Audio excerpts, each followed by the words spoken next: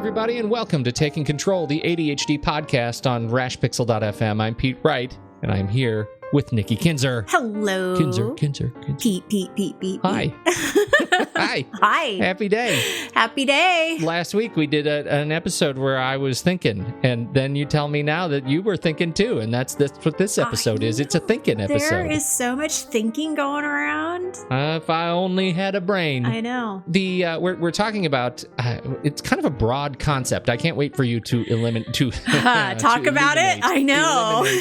To illuminate this one for me, because I'm a little tongue twisted by it. Before we jump in, head over to takecontroladhd.com. Get to know us a little bit better. Listen to the show on the website. Please sign up for the mailing list. It's the best way to find out if you're going to miss an episode. You'll never miss them if you sign up for that mailing list, and connect with us on Twitter or Facebook at Take Control ADHD. Our number 503-664-4ADD. You can get your voice, your thoughts, your questions on this show. We'd love to hear from you. Okay, the big question that you have for this episode, Nikki Kinzer, How do you show up in your life? Yep. So let's just everybody just ponder that for a minute. Settle in. Think about that. What are you going to do with it? I have no idea. Roll it around. Yeah. How's it taste?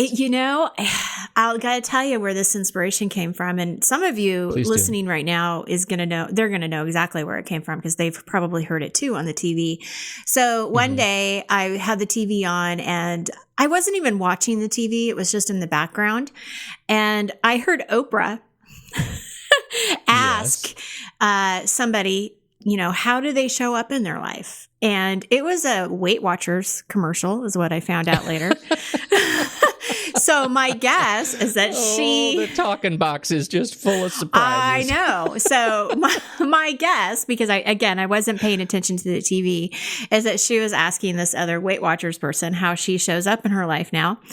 I don't know how this person shows up in her life now. I didn't even get that far, because seriously, the question was asked, and crickets. How do I show up in my life? And so I've been thinking about it, and I thought, if this is something I'm hanging on to, and you know what? When I hang on to stuff, I want to talk about it. And so here we are today talking about how we show up in our lives. What did you come up with? I don't know. I'm still trying to figure it out. No, I actually did come up with some stuff, but it did make me question it. It's like, do I show up in my life? How do I show up in my life? Well, it's sort of, there are so many questions that seem to be buried in that one question, right? There's this idea of how do I show up in my life? Like, how do I become an active participant in my life? Well, you know what I mean? Yes, because I think that's exactly it. How do you become an active participant? Because we tend to run on automatic pilot, right? Yes. We do the same thing over and over again, every day, every night. Routines, and these things change. I mean, depending on the chapter where you are in your life, my life today is not the same as it was 5 years ago. So things change, but yes, it's like, how do you show up? How do you participate? And I thought that this was a good subject too, because we have spent so much time in the last few weeks talking about limiting beliefs and these things that are keeping us stuck. And I've learned some great nuggets from the people that we've interviewed, and I keep thinking about those things. And so, I think I have spent some time trying to figure out where I show up, and I would love to hear from the audience, after they listen, where they feel like they show up. Before I tell you my perspective though, Pete, I'm curious about what you think when you hear this question. Do you know the answer for you?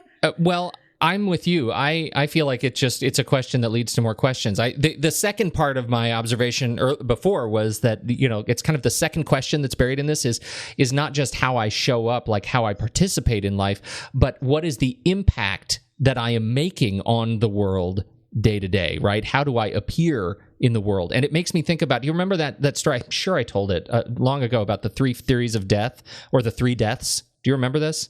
No.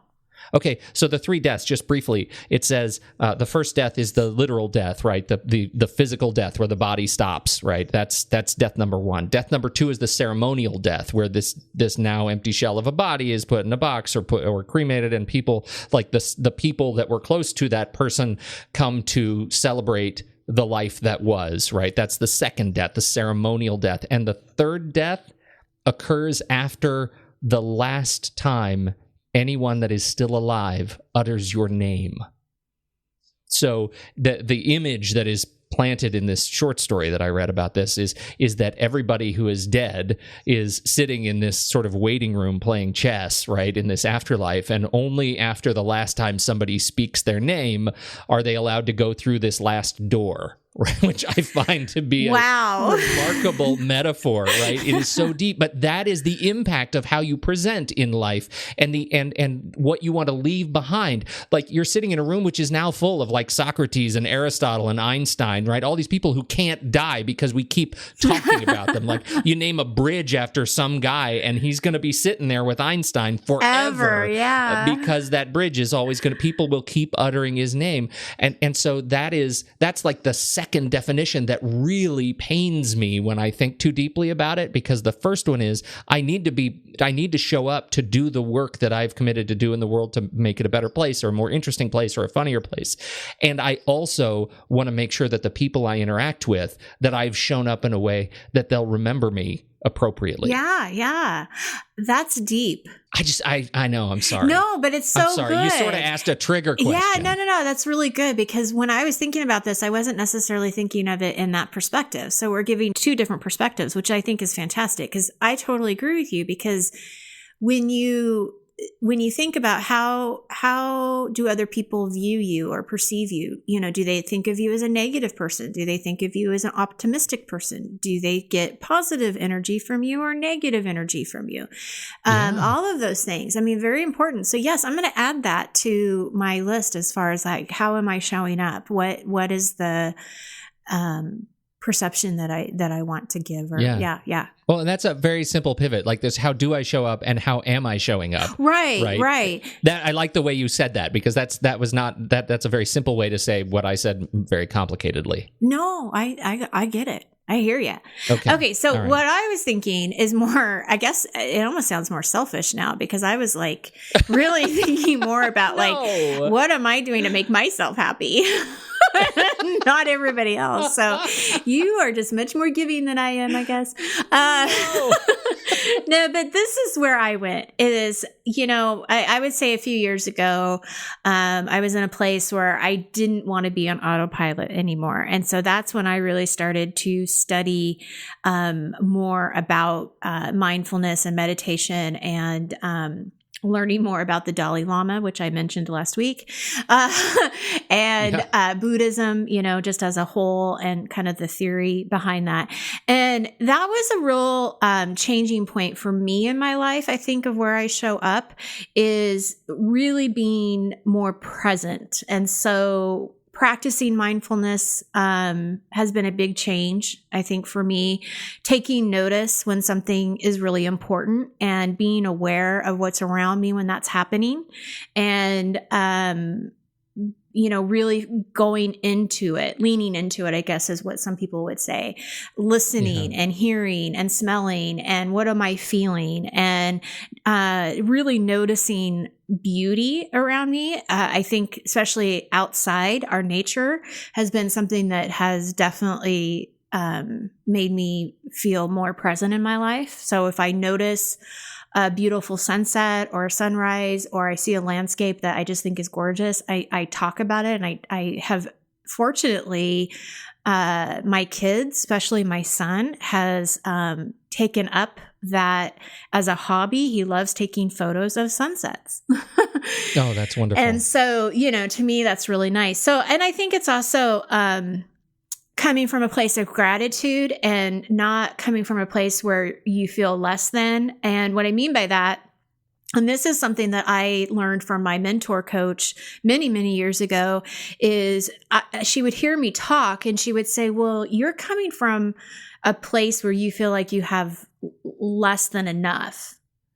and like, it's not good enough. And I'm like, oh, and it was a real eye opener for me to kind of see that it's okay to want more for your life. It's okay to want to better ourselves, but it's also, we're really good at where we are right now too, and being grateful of where we are right now. Like, that's a good place too, right? And it kind of goes back to what we were saying last week when we were talking about kind of that, where is that value, you know, and seeing that and to never ever let go of the fact that you are living in a place of privilege. Right. And me too. I mean, I was thinking about this conversation last week about, as I start running through, like, oh my God, how ridiculous is it that I have these subscriptions, nickel and dime subscriptions that add up to a big number. And that's an annualized number that, for me, that I come to it from a place not of gratitude, that it sounds ridiculous and spoiled, and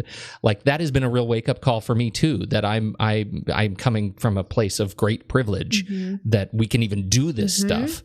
And so it's interesting because I had a conversation about a week ago with some new people that don't know me very well. And they were asking about what I do for a living, and it's really hard to explain. When people, first of all, may not even know much about ADHD, but they don't know anything about coaching. And to try to explain how I work from home and I have this online business as well. And it's hard to explain. And somehow we got into the conversation that in the summer, I switched my hours because my kids are home. We tend to stay up late, and we wake up late. So a lot of times in the summer, I don't start working until about 10 o'clock. And somebody said, oh, well, sign me up for that. That sounds great. Yeah. And there was a piece of me that almost felt bad. Like, I felt bad. But I didn't apologize for it. I just actually sat back and I just said, I'm really grateful to be doing what I'm doing. And I love what I do. And it gives me that flexibility. And I just left it at that. No. But you're there. It comes from this place again of gratitude, but also of experience, right? That what is lost in these momentary assumptions that we make about people is the absence of 25 years of working really hard. Right? Yeah. to learn what you have learned, to work the jobs that you work, to be experienced, and now to be able to be sort of in this period where you are teaching others and helping others. It's like you are where you need to be, and you can be both gracious and appreciative of it, but also own it. Yes. Yeah, I appreciate that. Pete, thank you. Yeah. Well, it's hard to own sometimes, right? Because it's really hard to own. But okay, so I'm going to get off of that and go back to of how do I show up. So I watched this documentary about a year ago, and it was about being happy. And one of the things that really stuck with me is they said that one of the things that happy people do is they say yes to more things. Now, that kind of contradicts when we talk about boundaries, right? Because we're saying, no, you should say no to more things. Don't say yes to everything. But this is a different kind of yes. This is the kind of yes where it's getting you out of your comfort zone in the sense that you're doing something fun, something different, and you are building a memory that you wouldn't have had otherwise. So we're not talking about, hey, can you bake cookies for the church every Sunday? Right? You may not have time for that, but this is your friend calling you up and say, hey, do you want to go to the lake for the day? Or do you want to go on a hike and go somewhere that you've never been? Or maybe you just have an opportunity. I'll share a personal story. My husband and I have this opportunity to go to Hawaii, and under other circumstances, this would not be an affordable trip. And there are probably a million reasons why we could have said no to this. But under the circumstances that we have been given, we can afford it. And so my conversation with my husband was, we need to have this experience, because this is an opportunity that we probably won't get again. Yes, we may need to put some money on the credit card, but we'll pay it off. It'll be okay. And our kids are going to love this experience. We're going to love it as a family, and we're going to build a really great memory. And to me, that is showing up in my life. Yeah, that's right. Yeah, and it doesn't have to be a trip. And I don't want to say, oh, you have to do these big trips. You have to go to Hawaii. Yeah. Or quick, everybody go finance a trip to Disney World. I mean, depending on where you live, like we live an hour away from the Pacific Ocean. So we could, you could take a day trip to the beach, or, if you live in Colorado, take a day trip to the beautiful mountains that you are surrounded by. I mean, Well, my greatest memories as a kid were these days when, anytime a new Star Wars, Star Trek, or James Bond movie opened, back when those were really a big deal, right? There wasn't a blockbuster every other week. And my dad would come into my bedroom and he would say, "Hey, how you feeling this morning? You look a little sick. Are you sick?" And I'd say, "Yeah, I think I'm sick." And he'd say, "Yeah, I'm feeling sick. I don't think I can go to work today." Okay. And we would go to the first show opening morning of whatever that movie was. And I cherish those. Yeah. And I think about those days with my kids, and I think, what am I saying no to because I'm not being more intentional about this? I mean, we're taking 3 hours off. We're taking a sick day of school. Like, we'll make up the work. Right. But to go have fun with my kids on a thing that was very important to us as, father, son, like I can't get that back. No, absolutely not. Well, and you're building relationships, and that would be the other thing, not only about family, but friendships. Friendships are important. Yeah. And, I think that it's really easy to say no to the person who's asking you out for dinner or lunch, or, hey, you want to meet for drinks after work, or whatever it may be, because you've got all these other things. And I know for me personally, when I do say yes, and I'm like, I go do those things, I'm always so grateful. I always feel so connected when I meet up with old friends and new friends. Like, there's something about it that's really good for your soul. And those are the things that, yes, they're not always easy to do, and they can be really inconvenient, and maybe you do have to drive far, to do that or whatever, but they really do mean something. And that's something I would really encourage people to do. So, that's kind of what I have thought about when I'm thinking, okay, how do I show up? It's those little things. Not only, like I said, it's not just the big trips and stuff like that, but it's just the everyday noticing, when I watch my kids play sports, that's something that I really make sure that the distractions are off, which is the phone. The phone is put in my purse, and I'm watching them. I'm really watching them and paying attention, because as we've talked about before, they know if you're watching or not. Yeah. And so I would love to challenge our listeners to tell us how you show up in your life, and where you would like to show up more, right? Because I think this is all a work in progress. And how can you do that?